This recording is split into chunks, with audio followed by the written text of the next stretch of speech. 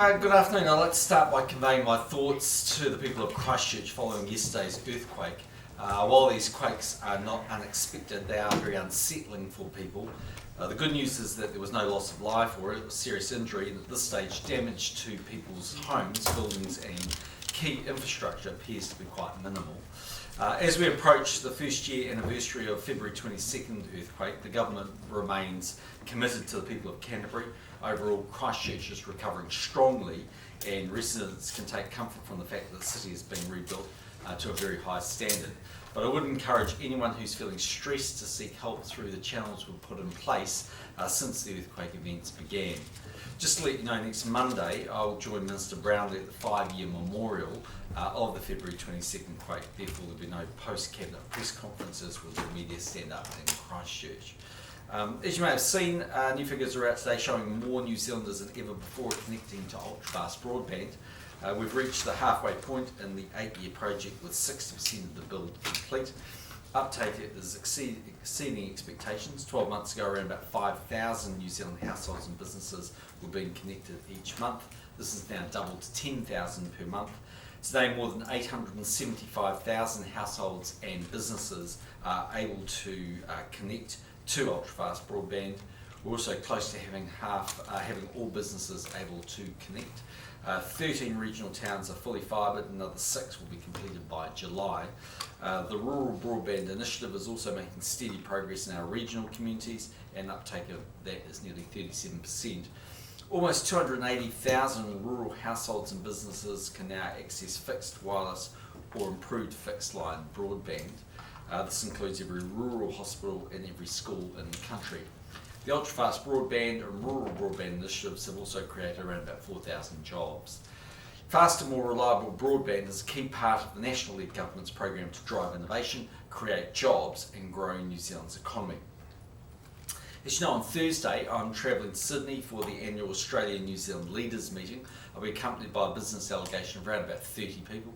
As our closest neighbour, Australia and New Zealand share a long history, and the annual Leaders Talks recognise the significant relationship between our two countries.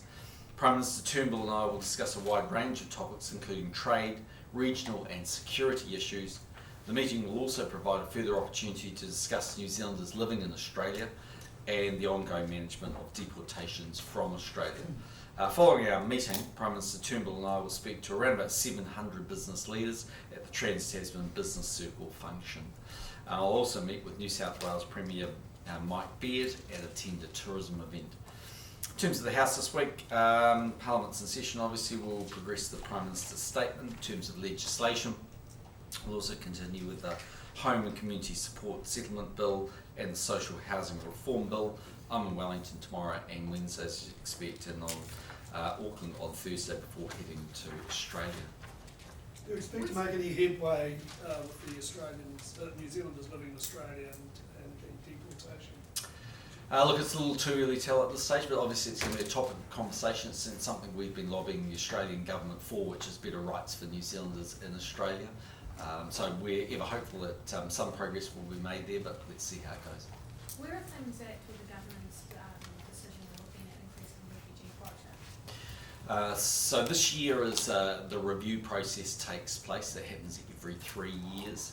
We'll be going through a thorough review. We'll look at the number that we currently take, whether that's appropriate, how our resettlement services work, whether there's either capacity or capability to add to that number, and what are the pros and cons of such a decision. So we're going through that. I think that'll occur over the next 2 or 3 months, maybe a little longer than that, and at some point the government will need to make that decision. Do you think there is capacity and capability for more refugees? Well, I don't want to get in front of the process that we're now going through. It's probably better just to let them do their work. And as you know, we've had that 750 quota for a very long period of time. We have been investing quite strongly in our services in places like Mangere, so we've got better capability there.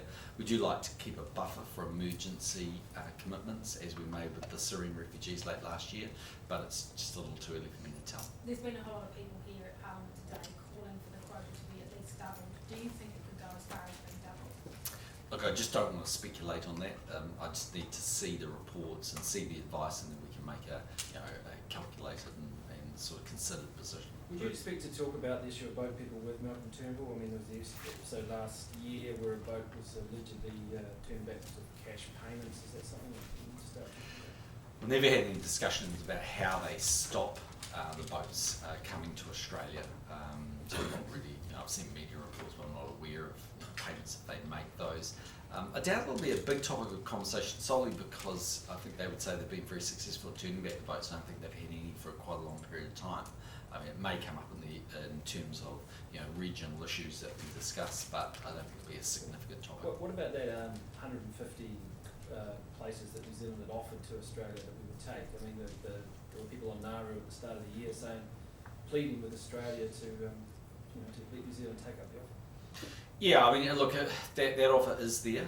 Historically, the Australians have said no, but it is part of the 750 allocation that we have, and if they wanted us to take people, then subject to them meeting the criteria, New Zealand would be obliged to do that because we've given a commitment that we'd do so. Historically, as I say, at this point, they've chosen not to do that. But you wouldn't be proactive and actually go to Nauru and take them? Oh, look, we wouldn't. We're not ruling out that we would take people if that was a decision Australia wanted to take, wanted to reach, and if we thought that they met the criteria, then could well be a humanitarian reason for doing that, but still don't get ahead of that. So is your feeling on the quota that it will go up? No, I don't want to speculate in that one way or the other. We'll just wait and see what the report says. Would you consider resettling the children that are currently in Australia that they're not sure whether they'll send back to Nauru?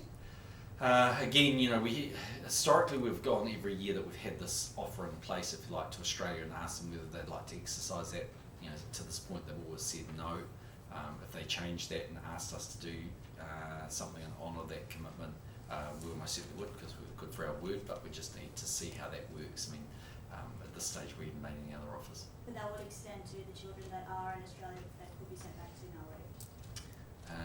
That's potentially possible, but it would need to fit within the criteria that they are refugees as defined by the broader category that we take. Why did you make that offer? It was made some time ago around part of regional support, really, because of the sort of, we recognised through the Bali process, I think it was, the regional nature of the boat people issue. And so at the time we said, look, Australia helps us significantly with intelligence and other things that they do. And so we said, look, in the end, New Zealand will take 750 refugees. Where they come from is in sort of an open point, if you like, and we could see that there was an argument that might be a sensible and compassionate thing to do. At this point, Australia hasn't taken that up. One day they might. But there'd certainly be an argument, I think, in the end, that some of the people there need resettling. They are genuine refugees, and if that's the case, then I can't rule that out. So they'd be part of the 750. Yeah, part of the 750. Is Iraq likely to come up as well, and the discussion around a further contribution, including any special forces? I think we can pretty much categorically rule out special forces at this time in terms of that Ash Carter letter that we received. We don't see that fitting with what we're doing. I mean, there's always subject to future requests, but in terms of that particular request, I think our view on that is that we don't want to do something there. I think there will be a broader discussion about Taji and how things are going. The government has its 9-month review taking place fairly soon. I mean, I think our starting position would be to say it's been very successful. I mean, we see real progress being made. We're obviously training forces, they're doing well. They're part of the effort to retake Ramadi. The advice that we have is the Iraqi government's now regained about 40% of the territory that it lost to Islamic State.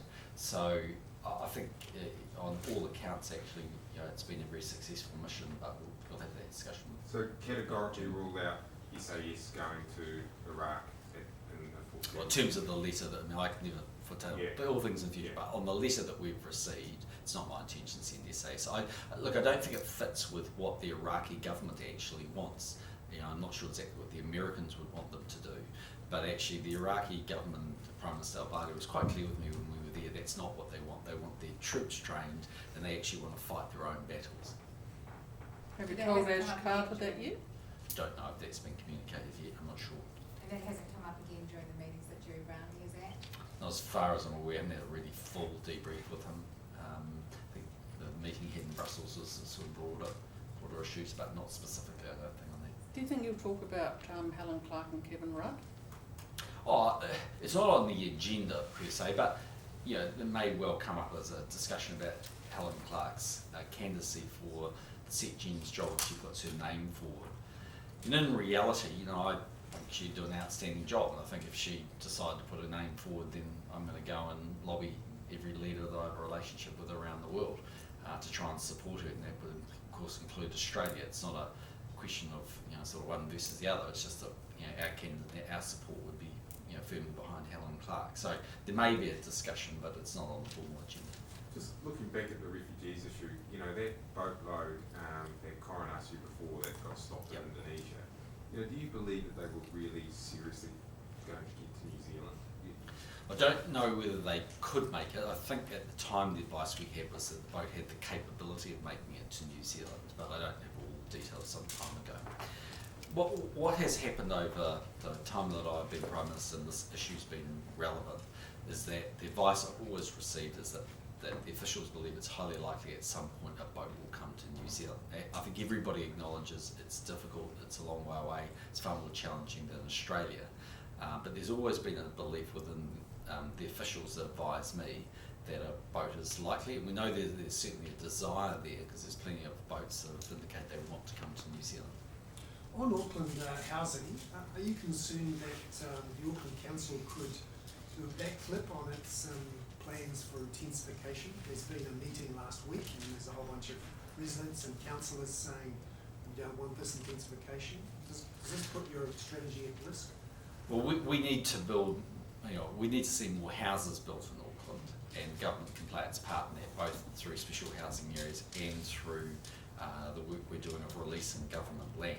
Ultimately, the unitary plan is a matter for Auckland, and those councillors will need to work through that. I suspect there'll be quite a bit of toing and froing, but when people talk about intensification, it's like a lot of things in life.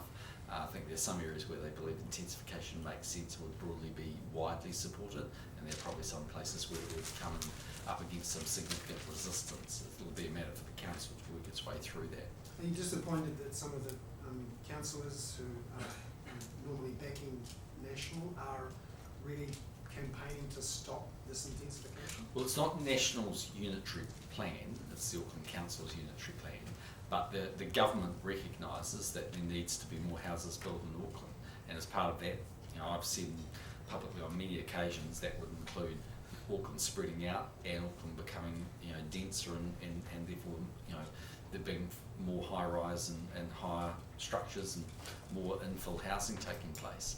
And I think all of those things actually will happen. We're already starting to see a bit of that.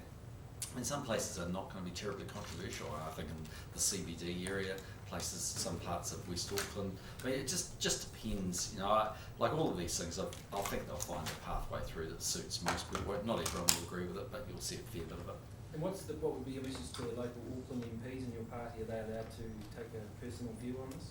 Well, plenty of them will be lobbied both ways actually by their constituents, and I expect them to listen to their constituents. Doesn't mean they'll always agree with them, or doesn't mean that actually the policy that the national government takes will always fully be in agreement. But you would expect people to, in good faith, listen to their constituents and see what they have to say. And some of the areas that they represent will be firmly opposed to greater intensification. Others will be much more relaxed about it.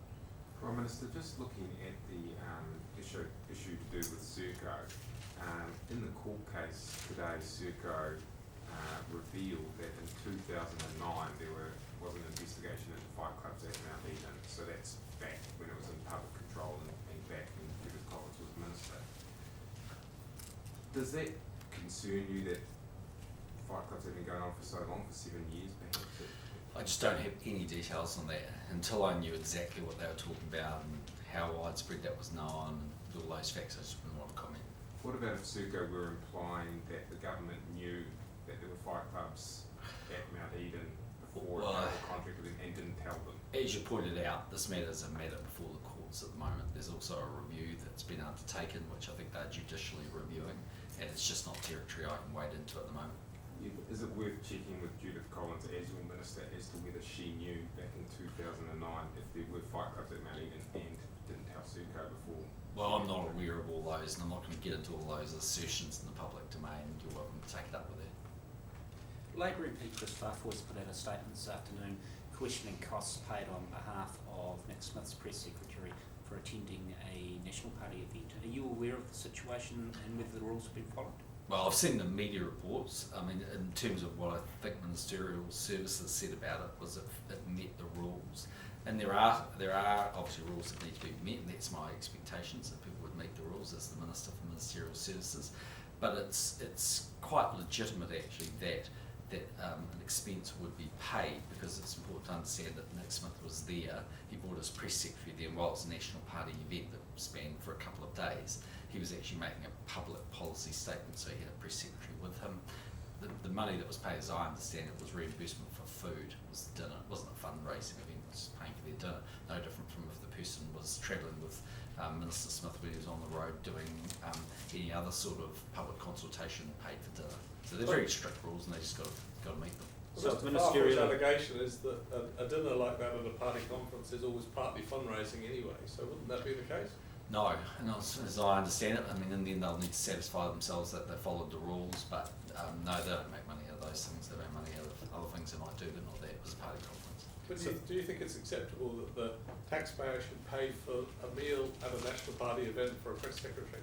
I do if they're working and it fits within the rules, because in the end, I mean, it's like diplomatic protection. I mean, they come with me to National Party events, and the police will be paying their wages while they're there, and they'll be paying any expenses when they are there, because in reality, they're working, and that's exactly what this person was doing, working. But you wouldn't register them for a dinner at the National Party conference if they were your DPS, would you? No, but my point is just if they're working, they're working. If this is a dinner where they're fundamentally paying the costs of the food, then it has to fit within the guidelines. But as long as it fits with the guidelines, it's actually a practicality of what happens. And we I know for a fact try and keep the costs of those things to the bare minimum what it actually costs us to put them on, because we want people to turn up. So they're not fundraising events. We run fundraising events all sorts of other times, but not actually in the food, as I understand. Mr. Farfoy said that was a social event more than a working dinner. Don't know. What about greenstone pendants for NZTE staff? What do you think? Well, I think it was a reflection of Peter Crisp's view that the NZT had done a very good job in 2015, and I think he was trying to give people a token or a gift, if you like, for saying your efforts have been very strong. Yep, there's a cost involved there, and I think chief executives have to be very mindful of that. They have to think about the fact that it's taxpayers' money. There's a balance they have to get right. But like any organisation, people also respond to positive encouragement and positive signs that they're performing well. So in the kind of real world, most people think it's acceptable, for instance, that drinks are held occasionally, or that there's a Christmas party, or there's something else. Peter's known to be extremely passionate about the way we're perceived, and very, very passionate about Māori culture. I'm not terribly surprised he's done that.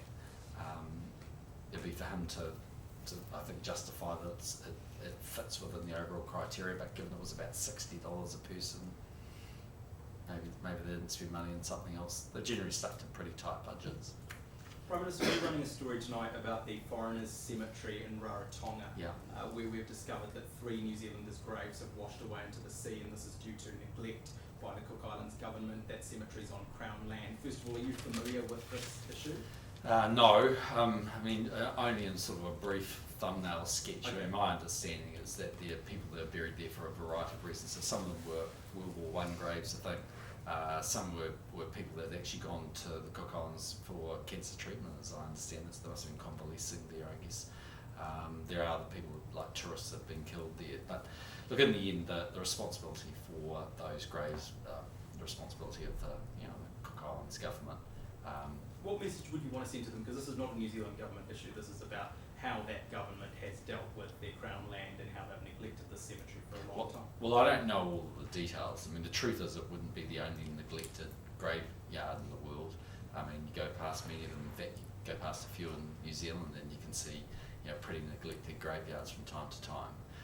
But obviously for the families involved, it can be a very painful experience. They may well be going back to pay their respects, and certainly they wouldn't want to have the mental picture of that taking place. So, what the Cook Islands government can do, I don't know. My understanding is they're working from a World War I perspective with the local RSA there, but that's really about all I know. So given that there are New Zealanders' graves who are now sitting at the bottom of the lagoon there, do you think there is an impetus on that government to take action? Just don't know how practical that is. I need to get some advice on that.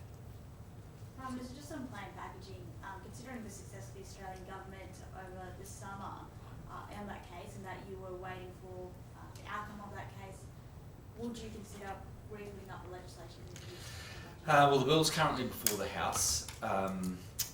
While we've been mindful of the case that's going through Australia, it hasn't been holding us up in terms of what we're doing in recent times, because the advice we've been getting is that we're on pretty firm footing, and there's nothing, for instance, in TPP or anything that, in fact, it's specifically excluded, in terms of plain packaging. So my view is it's starting to progress through, and I expect to see progress being made in that issue. How soon?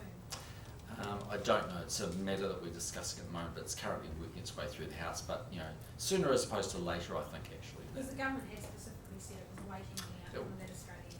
Yeah, so it was waiting, and I think the view I initially took was, given Australia was in the middle of this court case, it didn't probably make sense for us to embark upon that and then potentially face exactly the same costs for the taxpayer in defending another legal action. Late last year, I asked for advice on that matter. And the advice I got back was that they felt we were on very firm ground. They didn't feel there was really any issues.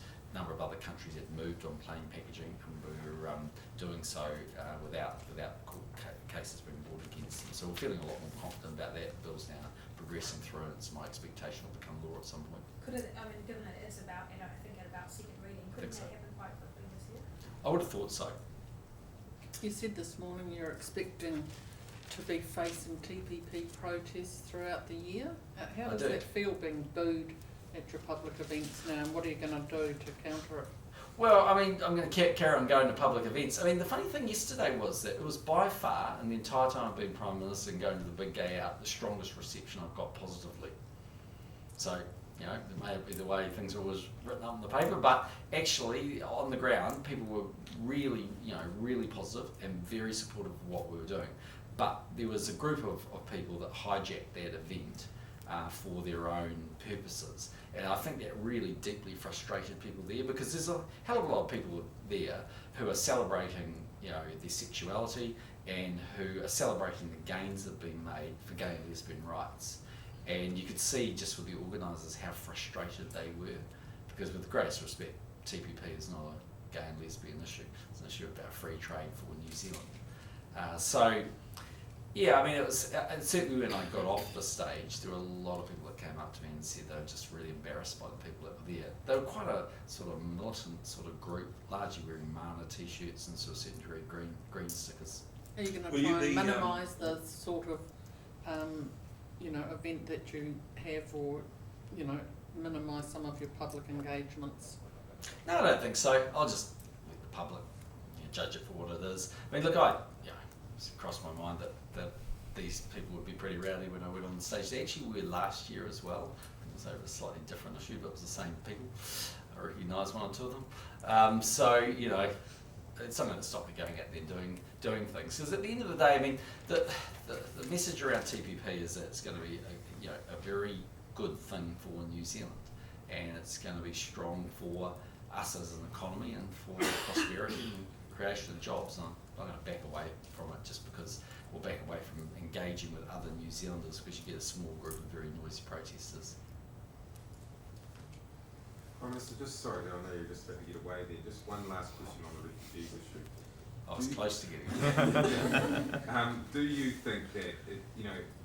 think that Australia's efforts to stop boat people in the Indonesian region, like that group that we saw last year that was supposedly trying to come here, do you think that is a good thing for New Zealand, what Australia is doing up there in terms of preventing boats from getting any further?